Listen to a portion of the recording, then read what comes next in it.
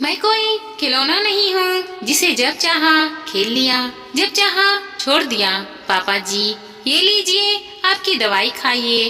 और आप अपनी सेहत का बिल्कुल ध्यान नहीं रखते। रीमा के ससुर जी, बेटा ध्यान कैसे रखूं? 7 दिन हुए हैं तेरी शादी को, लेकिन तूने मेरा ध्यान इतने अच्छे से रखा है कि मैं खुद भूल गया हूँ कि मुझे कोई बीमारी भी है। रीमा की सास, मेरा चश्मा नहीं मिल रहा है, सुनील को दिया था बनवाने के लिए, पता नहीं बनवाया भी कि नहीं। रीमा, ये लीजिए माँ जी, आपका चश्मा बनवा दिया है इन्होंने, अब आपको कोई परेशानी नहीं होगी। भागवत पढ़ने में रीमा की सास, जुग जुग जियो बहू। दरअसल रीमा की शादी 15 दिन पहले सुनील के साथ हुई थी। रीमा के ससुराल में उसके सास ससुर और उसका पति सुनील और एक प्यारी ननद भी रहती थी। रीमा का ससुराल भी बहुत अच्छा था। रीमा सबका बहुत ध्यान रखती थी और 15 ही दिनों में घर के सारे तौर तरीके भी बहुत अच्छे से सीख गई थी। कुछ दिनों तक सब कुछ बहुत अच्छे से चल रहा था। सब लोग बहुत अच्छे से और प्रेम से रहते थे। एक दिन रीमा की ननद रेखा ने भाभी से बात की, भाभी मुझे कंप्यूटर कोर्स करना है, मेरी सारी सहेलियां भी ये कोर्स कर रही हैं। रीमा, बस इतनी सी बात, चलो मैं तुम्हारे भैया से बात करके तुम्हारा एडमिशन करा देती हूँ। रीमा और रेखा दोनों सुनील के पास बात करने जाती हैं। रीमा, सुनील, रेखा को कंप्यूटर कोर्स करना है तो आप जरा जाकर एडमिशन करा दीजिए। रेखा, हाँ भैया, मेरी सारी सहेलियाँ ये कोर्स कर रही हैं। सुनील चिड़चिड़ाते हुए, ये क्या कोर्स करना है? कोर्स करना है कि रट लगा रखी है? मेरे पास इतने पैसे नहीं हैं कि मैं सबकी फरमाइश पूरा करता रहूं। शादी होने के बाद और भी खर्चा बढ़ गया है हमारा। इतना बोलकर निकल गया। रीमा को सुनील की बात बहुत बुरी लगी, पर उसने सुनील की बात को नजरअंदाज करके छोड़ दिया कि हो सकता है शादी में बहुत खर्चा हुआ है तो इसी वजह से सुनील शायद परेशान हो गया है। और सीमा के पास कुछ पैसे रखे थे, उन पैसों से रेखा का एडमिशन करा देती है। सुनील रात को ऑफिस से आया और सीमा ने सोचा, चलो सुनील से थोड़ी बात कर लेती हूँ।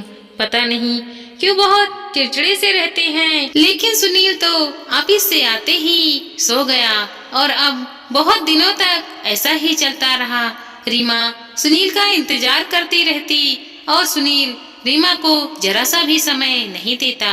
वो बेचारी सारा काम खत्म कर सुनील का इंतजार करती और सुनील देर रात से ऑफिस से आकर सो जाता। उसे कोई फिक्र ही नहीं रही रीमा की, मानो वो तो जैसे भूल ही गया है कि उसकी शादी रीमा से हुई है। सुनील की हरकतें देख सुनील के माता पिता को भी थोड़ा अटपट लगने लगा, पर उन्होंने सोचा कि पति पत्नी का मामला है, आपस में सुलझा लेंगे।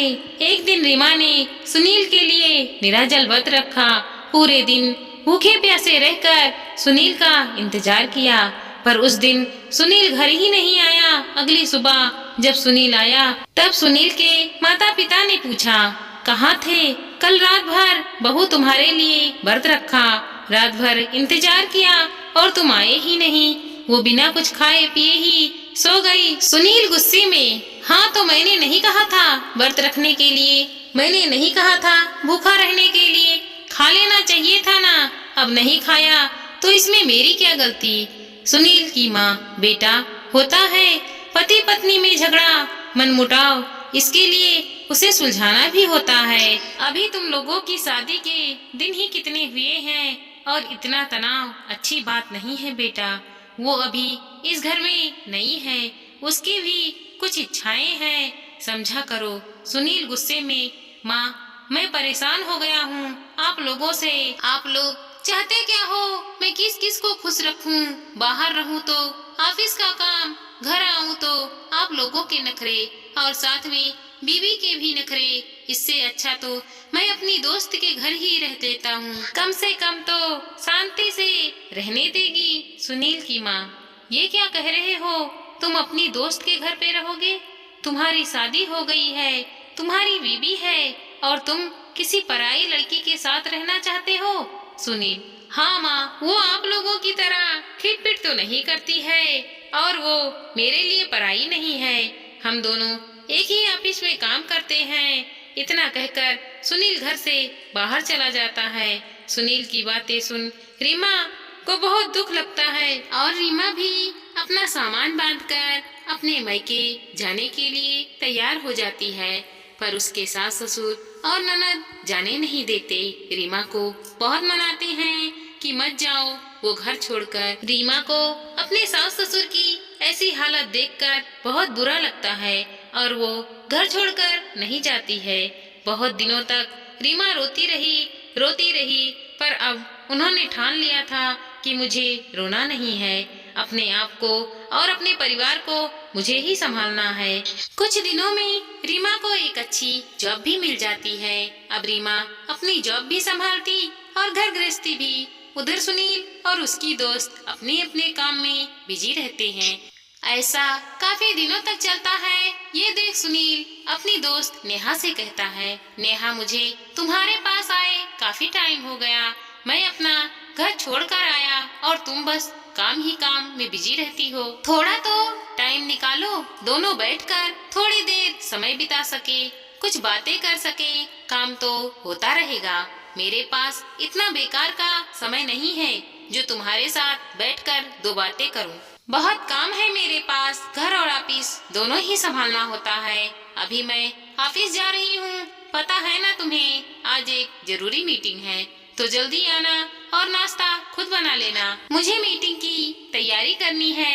नेहा गुस्से में बोलकर चली गई। नेहा से ऐसी बात सुन सुनील को बहुत बुरा लगा कि मैं अपना घर परिवार छोड़कर आया हूँ और इसको कोई परवाह ही नहीं है। काम तो मैं भी करता हूँ, पर समय तो निकल सकता है ना। अब सुनील अपने घर जाने का विचार कर लेता है। घर जाने के बाद वह देखता है कि सब अच्छे से हंस बोल कर बात कर रहे हैं, चाय पी रहे हैं। तभी सुनील, क्या मुझे भी एक कप चाय मिलेगी? सुनील के पिताजी, आज घर का रास्ता भूल गए हो क्या सुनील? मैं अब सब कुछ ठीक करने आया हूँ पिताजी। सुनील के पिताजी, इतने वक्त बाद क्या ठीक करने आए हो अब तुम? सुनील, मुझे माफ कर दीजिए पिताजी, मैं रास्ता भटक गया था। और रीमा, तुम भी मुझे माफी कर दो और भूल जाओ उन सभी बातों को जो हमारे बीच हुई थी। हमारे बीच जो दीवार खड़ी है उसे हम खत्म करते हैं। रीमा, आपने मुझे क्या समझ रखा है? मैं कोई खिलौना नहीं हूँ, जब चाहे खेल लिया, जब जी चाहे छोड़ दिया। सुनील, तो ठीक है, निकल जाओ मेरे घर से अभी के अभी। ये मेरा घर है, मैं बेटा हूँ इस घर का। इस घर पर मेरा अधिकार है ना कि तुम्हारा। तभी रीमा अपना सामान पैक करके जाने के लिए तैयार हो जाती है। रीमा सामान लेकर नीचे आती है। तभी सुनील के पिताजी एक फाइल लेकर रीमा को देते हैं। रीमा, ये क्या है पिताजी? सुनील के पिताजी, ये फाइल बताती है कि अब इस घर पर तुम्हारा अधिकार है ना कि बेटे का। तो इस घर से तुम नहीं जाओगी बल्कि सुनील जाएगा। सुनील, पर पिताजी, मैं आपका बेटा हूँ, आप मेरे साथ ऐसा कैसे कर सकते हैं? सुनील के पिताजी, क्यों बेटा, जब तू अपनी नई दुल्हन को छोड़कर जा सकता है, बूढ़े माँ बाप को छोड़कर जा सकता है, बिन ब्याही बहन को छोड़कर जा सकता है, तो मैं ऐसा क्यों नहीं कर सकता? सुनील के पास अपने पिताजी के सवालों का कोई जवाब नहीं होता और चुपचाप वहाँ से निकल जाता है। आपको मेरी कहानी कैसे लगी कमेंट करके जरूर बताइएगा और मुझे फॉलो भी कीजिएगा।